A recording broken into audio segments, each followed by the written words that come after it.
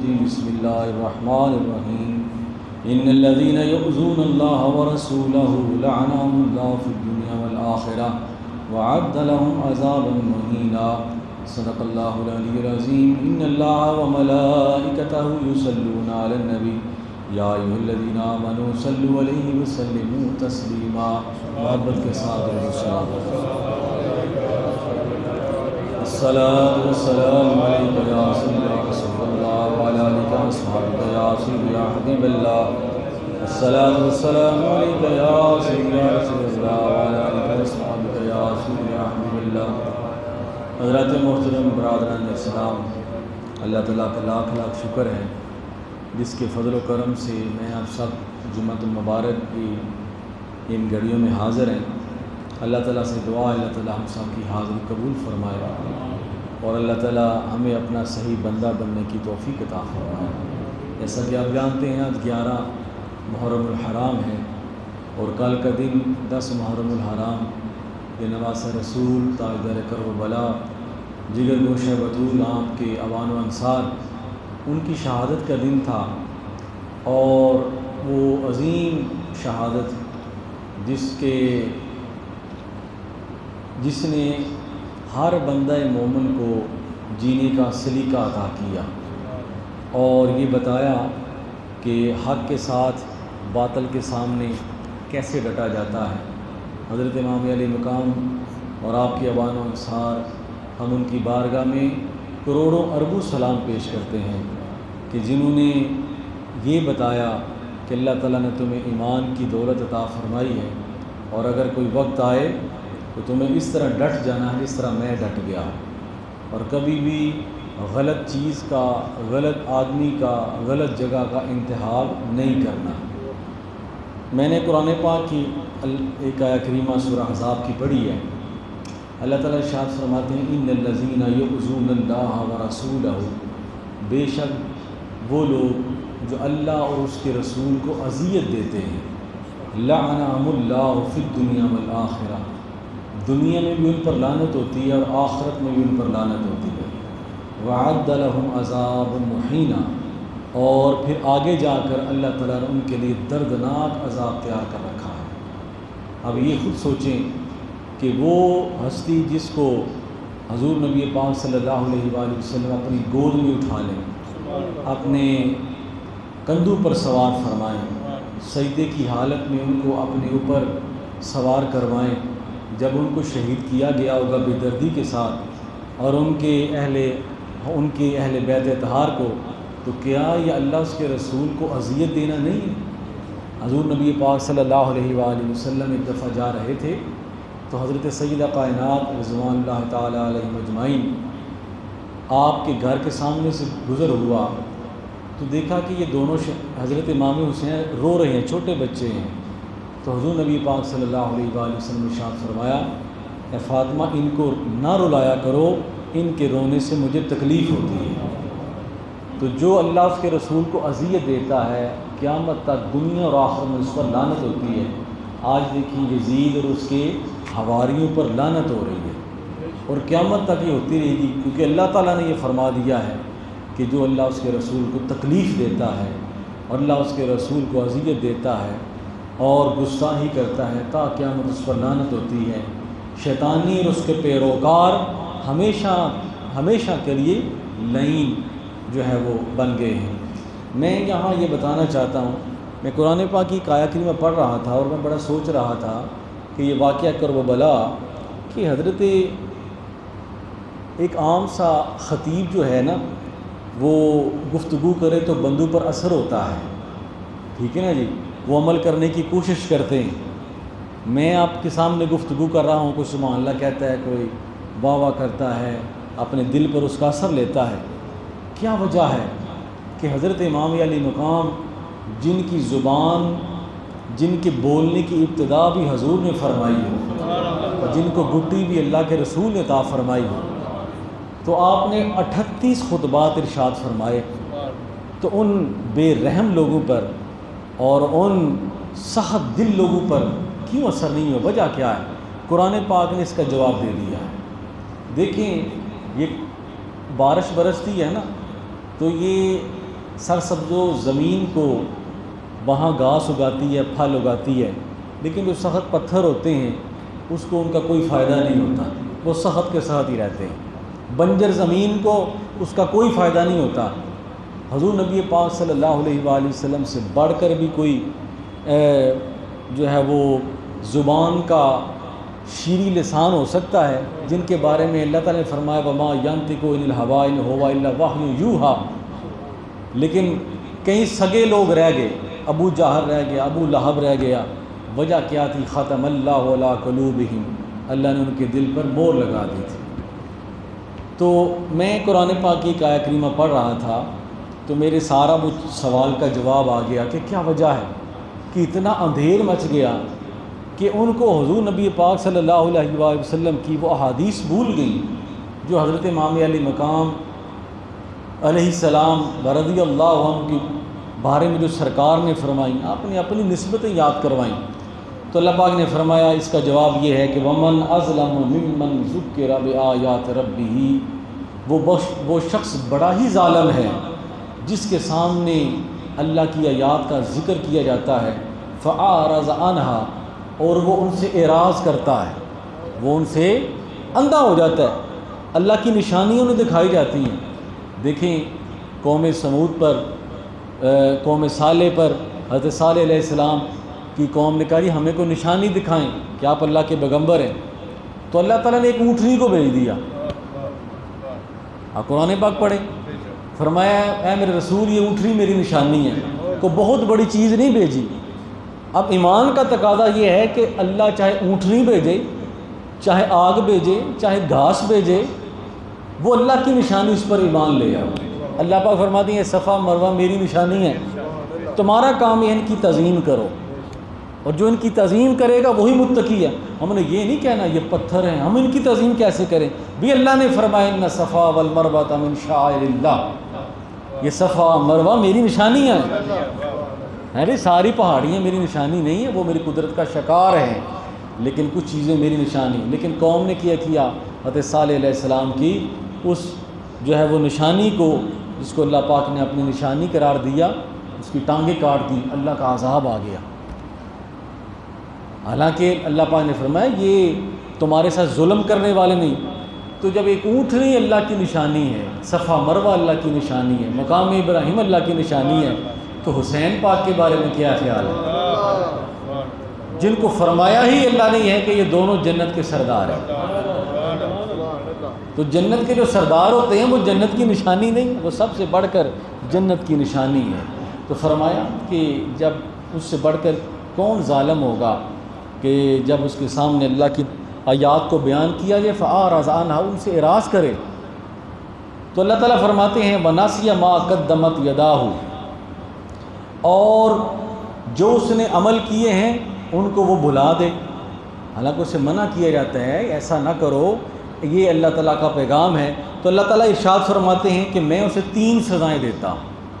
جس کے سامنے حق بات بیان کی جائے وہ اسے اعراض کرے، اللہ پاک فرماتے ہیں میں اسے 3 سزائیں دیتا ہوں۔ اِنَّ جَعَلْنَا عَلَىٰ قُلُوبِهِمْ أَكِنَّةً، اللہ پاک فرماتے ہیں ہم ان کے دلوں پر پردے ڈال دیتے ہیں، ہم ان کے دلوں پر پردے ڈال دیتے ہیں۔ جو اللہ کی نشانیوں کو نہیں پہچانتا، فرمایا اللہ ان کے دلوں پر پردے ڈال دیتے ہیں اَن یفقہوہ، کہ وہ کسی بات کو سمجھ سکیں۔ ان کے سامنے پورا قرآن بھی پڑھ دیں، ان کے دلوں پر پردہ پڑا ہوا، کوئی ہوش نہیں۔ حضرت امام علی مقام رضی اللہ تعالیٰ عنہ آپ نے بار بار جو آخری خطبہ آپ نے ارشاد فرمایا، آپ نے فرمایا تمہاری نظروں پر پردے پڑ چکے ہیں، ذرا میری نسبت کا خیال کرو، میری نسبت کا حیا کرو، اور کیا دیکھو کہ کیا میرا گروہ کیا یہ ایک لشکر بن کر آیا ہے؟ تو پردے ڈال دیتا ہے۔ پھر آگے اللہ تعالیٰ فرماتے ہیں وَفِي آذَانِهِمْ وَقْرًا، اللہ تعالیٰ ان کے کانوں کو بہرا کر دیتا ہے، حق بات ان کے کانوں تک جاتی نہیں ہے۔ یہی حال ان کا تھا۔ حضرت حر کو سمجھ آ گئی، وہ پہچان بھی گئے، بات کو سن بھی گئے۔ پھر اللہ تعالیٰ ارشاد فرماتے ہیں وَإِن تَدْعُوهُمْ إِلَى الْهُدَىٰ وَلَن يَهْتَدُوا إِذَا أَبَدًا، فرمایا اگر انہیں ہدایت کی طرف بلایا جائے تو وہ ہرگز ہدایت کی طرف نہیں آتے، وہ ہرگز ہدایت کی طرف نہیں آتے۔ اللہ تعالیٰ پردے ڈال دیتا ہے۔ پھر کیا ہوتا ہے؟ تیسری سزا یہ دیتے ہیں کہ اللہ تعالیٰ ان کے گناہ پر انہیں فوراً سزا نہیں دے دیتے، تڑپا تڑپا کر سزا دیتے ہیں۔ یہ نمرود حضرت ابراہیم علیہ السلام کے مقابلے میں آیا تو اللہ چاہتا تو ایک دن میں اسے ختم کر دیتا، بعض روایت میں آتا ہے 200 سال تک اس کے دماغ میں ایک مچھر پیدا کر دیا اللہ تعالیٰ نے، جو بار بار اسے ڈھنستا تھا، تکلیف دیتا تھا، اور اس کا حل کیا تھا؟ جب اس کے سر پر جوتے مارے جاتے تو وہ مچھر ذرا سانس لیتا، جوتے پڑتے، جب جوتے رک جاتے تو وہ مچھر ڈسنا شروع کر دیتا۔ اللہ تعالیٰ پھر اپنے محبوبوں کے دشمنوں کو تڑپا تڑپا کے مارتا ہے۔ تو فرمایا وہ ہدایت کی طرف نہیں آتے۔ اللہ تعالیٰ لو یؤاخذہم بما کسبوا لعجل لہم العذاب، اگر اللہ چاہتا تو ان کے نامہ اعمال پر انہیں فوراً عذاب دے دیتا، لیکن وہ فوراً عذاب نہیں دیتا، بہت کچھ دکھا کے عذاب دیتا ہے، تڑپا تڑپا کے عذاب دیتا ہے، عبرت ناک عذاب دیتا ہے۔ دیکھیں پہلی قوموں کو حضرت نوح علیہ السلام نے 950 سال تک سمجھایا، نہیں سمجھ آئے، اب اس سے بڑھ کر سمجھانا کیا ہو سکتا ہے؟ لیکن جب اللہ کا عذاب آیا تو وہی قوم سمندر کے اور پانی میں اس طرح غرق ہو گئی کہ نام و نشان ختم ہو گیا۔ تو فرمایا ان پر عذاب ٹھہر ٹھہر کر آتا ہے۔ تو یہ 3 سزائیں ملتی ہیں، ایک تو ان کے دلوں پر پردے، دوسرا کان بہرے ہو جاتے ہیں ہدایت سننے سے، اور تیسری بات یہ ہے کہ وہ ان پر عذاب ٹھہر ٹھہر کر آتا ہے، نشان عبرت بنا دیا جاتا ہے۔ میرے دوستو، حضرت امام علیہ مقام کی شہادت کے بعد اگر آپ دیکھیں نا تو کیا ہوا تھا؟ کیا اس کے بعد نعوذ باللہ یزید نے کوئی اسلامی حکومت قائم کر دی تھی؟ نعوذ باللہ من ذالک۔ اس بدبخت اور اس لعین شخص نے خانہ کعبہ اور مدینہ پاک کی ایسی بے حرمتی کی، ایسی بے حرمتی کی تاریخ میں اس کی مثال نہیں ملتی۔ وہ خود بھی شرابی تھا، بے حیا تھا، ٹھیک ہے نا جی، تبھی تو اتنا بڑا جرم ہو گیا۔ اگر حضور کی نسبت کا حیا نہیں تو اس نے کعبہ کا حیا کیا کرنا ہے؟ جس کے متعلق اللہ کے نبی نے فرمایا کعبہ تجھ سے بڑھ کر میرے غلام کی عزت زیادہ ہے، میرے غلام کی حرمت زیادہ ہے، بندہ مومن کی عزت زیادہ ہے۔ جس نے مدینہ پاک کی حرمت کا خیال نہ رکھا اور تقریباً کم و بیش 10,000 صحابہ کرام صحابیات کو تیق کروا دیا، اور حضور کے اپنا ایک غلام تھے حضرت سعید ابن مسیب، یہ تابعی تھے، اور تابعی وہ شخص ہوتا ہے جس نے صحابی کو دیکھا ہو۔ وہ فرماتے ہیں کہ 3 دن تک یزید نے مدینہ پاک کو مباح قرار دے دیا، جو مرضی کرتے پھرو، جس کی عزت چاہے پامال کرتے پھرو، جس کا مال لوٹتے پھرو۔ حضرت امامی علیہ مقام کی شہادت نے وہ بند تو باندھا، لیکن اس کا مکروہ چہرہ لوگوں کو اس وقت پتہ چلا جب مدینہ پاک کے ستونوں کے ساتھ گھوڑے باندھے گئے کہ کیا یہ بھی یزید کا قصور نہیں، اس سے بھی اسے بے خبر ہے۔ وہ فرماتے ہیں کہ خدا کی قسم 3 دن تک میں مسجد نبی میں رہا، کوئی بھی مسجد نبی میں نہیں تھا۔ خدا کی قسم 3 دن تک مسجد نبی میں نہ اذان ہوئی نہ ظاہری طور پر جماعت ہوئی۔ کیا یہ اس کا کم جرم ہے؟ اور پھر کیا وہ فرماتے ہیں میں روضہ پاک کے قریب جا کر کھڑا ہو جاتا، روضہ پاک کے اندر سے ہی اذان کی آواز آتی، اندر سے ہی جماعت ہوتی، اسی جماعت کے ساتھ میں نماز پڑھتا۔ تو فرمایا کہ یہ مدینہ پاک جس مدینہ پاک کے بارے میں حضور نے فرمایا کہ جس نے مدینہ اور اہل مدینہ کو تکلیف دی وہ اس طرح ختم ہو جائے گا جس طرح نمک پانی میں ختم ہو جاتا ہے۔ اہل مدینہ کی جو ہے اس نے عظمت اور اس کی عصمت کا خیال نہ رکھا، پھر خانہ کعبہ شریف کی عظمت و عصمت کا خیال نہ رکھا، حرمین طیبین۔ تو میرے دوستو یہ وہ حال پھر اہل بیت اطہار کے ساتھ جو معاملہ ہوا۔ حضرت امام علی مقام رضی اللہ تعالیٰ عنہ آپ کی شہادت عظمیٰ نے، لیکن میں پڑھ رہا تھا کہ حضرت امام علی مقام کا سر انور جب لے کر وہ جا رہے تھے شام کی طرف اور دمشق کی طرف جا رہے تھے تو راستے میں گرجا آ گیا، بڑا مشہور واقعہ ہے۔ تو گرجے کا جو وہ پادری ہے اس نے دیکھا کہ کچھ مسافر آئے، اس نے پوچھا کیا معاملہ ہے؟ انہوں نے کہا جی ایک نعوذ باللہ باغی گروہ تھا جس نے یزید کے خلاف خروج کیا، ہم نے اس کو قتل کر دیا ہے اور یہ اس کا سر ہے۔ اب وہ پادری بھی کچھ پڑا تھا، وہ بھی کسی کے انتظار میں تھا، اس نے کہا یہ سر کس کا ہے؟ اس نے کہا یہ اللہ کے آخری نبی کے نواسے کا سر ہے۔ دیکھیں کیسے پردے پڑ جاتے ہیں، جب بندے کی عقل ماری جائے، مت ماری جائے تو کیسا معاملہ ہو جاتا ہے۔ تو فرمایا کہ اس نے کہا اوہو یہ سر ایک رات کے لیے تم مجھے نہیں دے دیتے؟ اب وہ پیسوں کے بھوکے تھے، انہوں نے کہا 10,000 درہم دو تو ایک رات کے لیے لے لو۔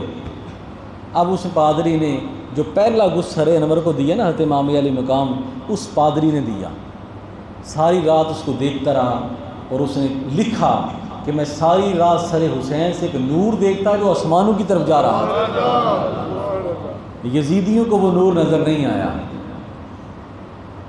جو امی لقب ہوں وہ پڑھائے نہیں جاتے، بو جہل کو محبوب دکھائے نہیں جاتے۔ جو اندھے ہوتے ہیں انہیں نہیں پتہ چلتا، چاہے اللہ کا رسول ہی سامنے کھڑا ہو، دل کا دروازہ کھلا ہو تو پھر پتہ چلتا ہے کہ کیا معاملات ہیں۔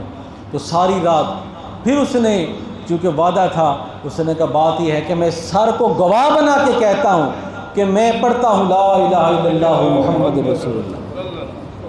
ہدایت ملنی تھی اسے بھی مل گئی، ہدایت ملنی تھی اسے بھی مل گئی۔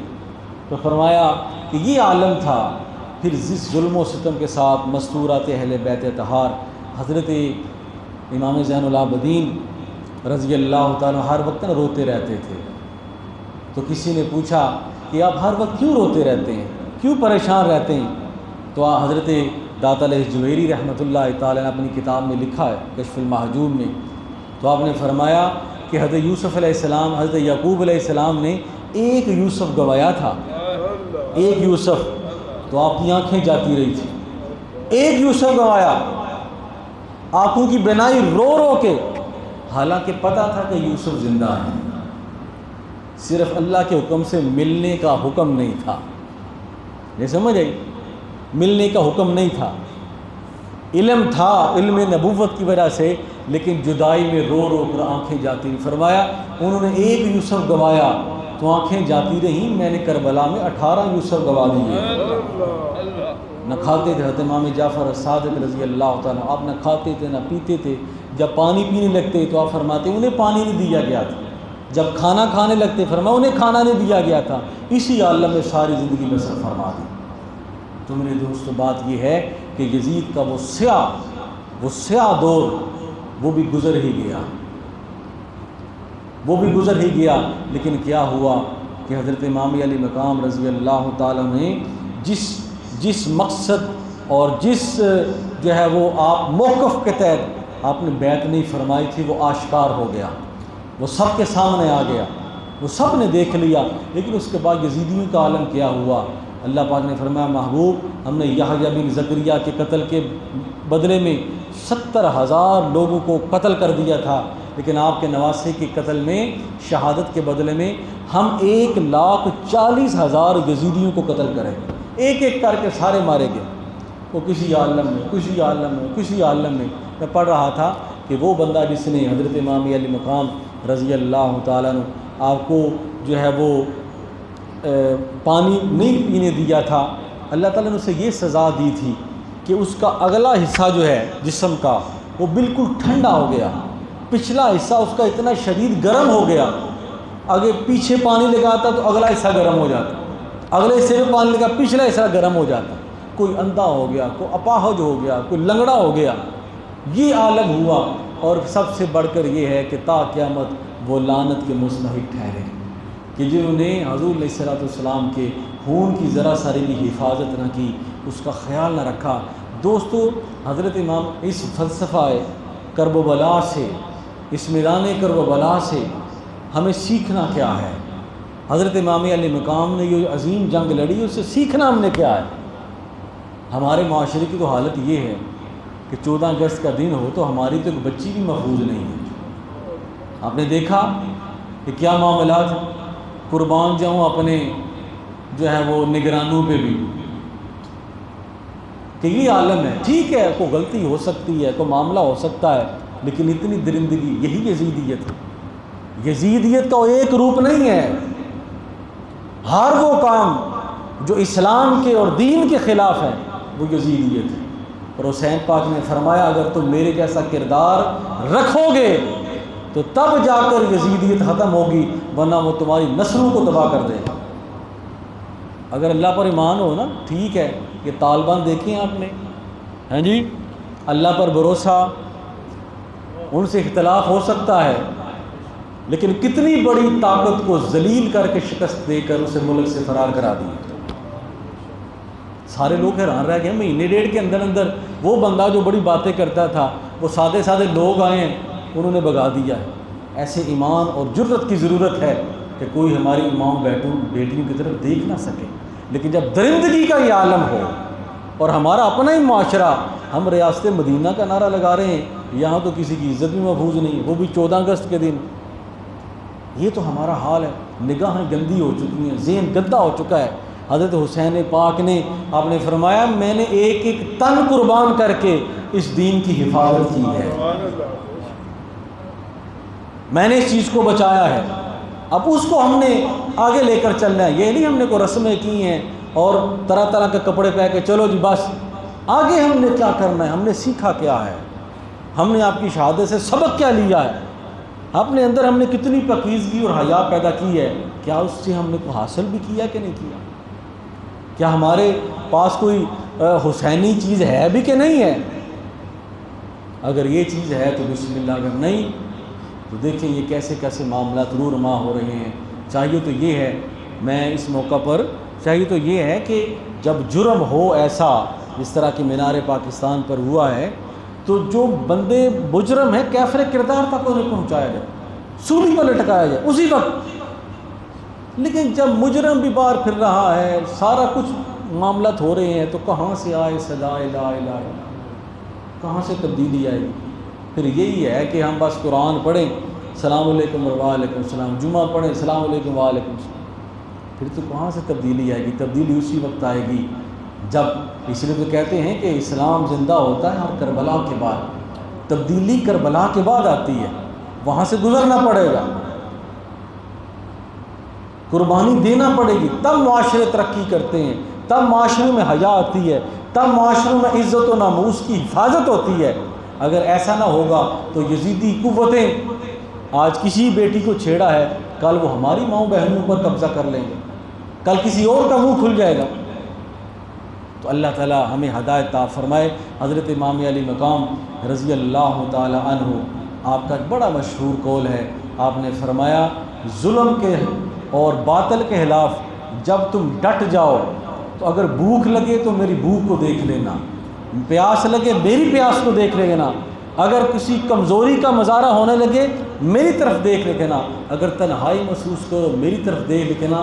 یاد رکھنا قرآن کو نہ چھوڑنا، حضور کے دامن کو نہ چھوڑنا، کوئی بھی بڑے سے بڑا کفر تمہارا مقابلہ نہیں کر سکتا، کوئی بڑے سے بڑی طاقت بھی تمہارے سامنے ٹھہر نہیں سکتی۔ اور حضرت امام علی مقام نے صرف یزید کے نہیں، یزیدیت کو ختم کر دیا اور ہمارے لیے پیغام دیا۔ اللہ تعالی ہمیں عمل کی توفیق عطا فرمائے۔ وما علینا الا البلاغ، وآخر دعوانا الحمد للہ رب العالمین۔ سنتے ہیں،